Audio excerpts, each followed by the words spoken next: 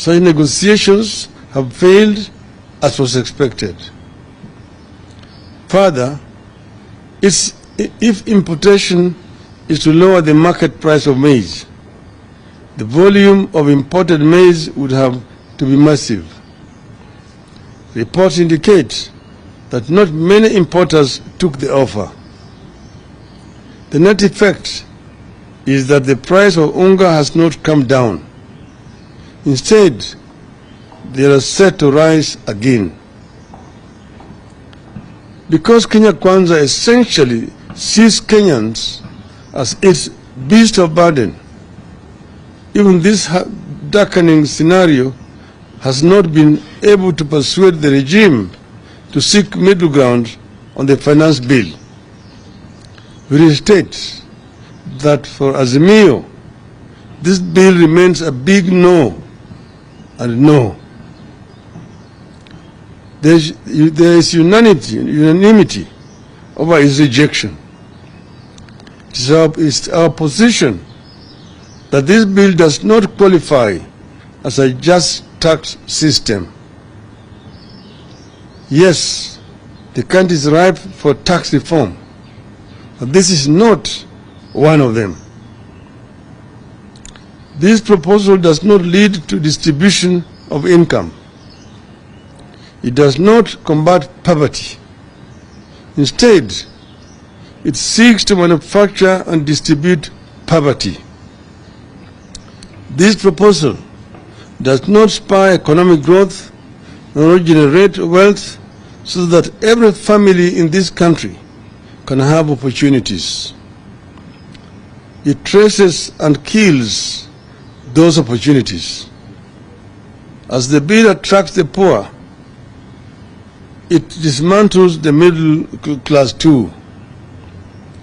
The Finance Bill 2023 unfairly punishes a diminishing middle class that is already suffering severe blows and can least afford to pay more taxes.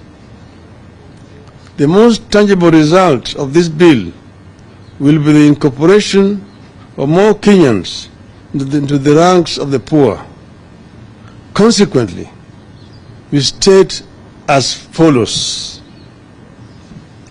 1.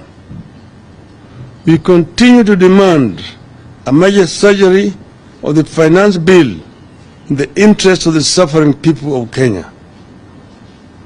2. Instead of merely levying more taxes on Kenyans, Kenya Kwanza must address the economy's many structural shortcomings. For instance, there's a reason why the Kenya Revenue Authority is unable to meet its revenue targets.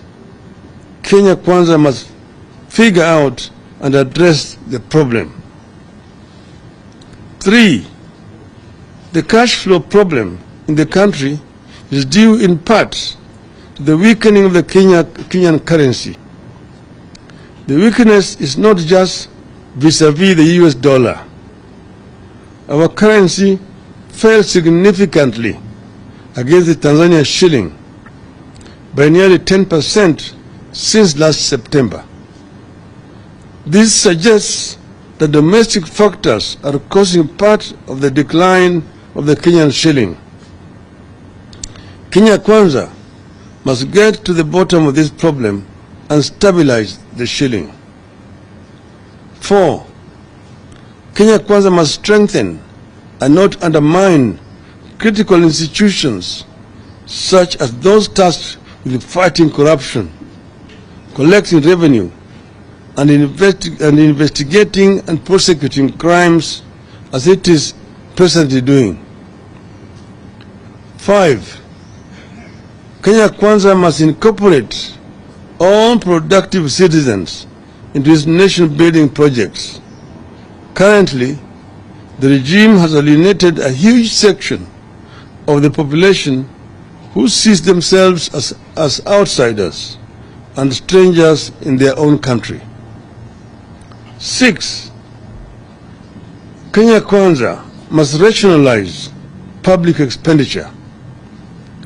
It must live within its means instead of spending money it does not have on programs and projects in the country does not need. 7. Kenya Kwanza must address the public concern that even as taxes rise on everything and for everyone, there is no clear plan to spend new tax revenues on welfare programs for the poor. Instead, those taxes will only stoke inflation and hurt the purchasing power of the poor families.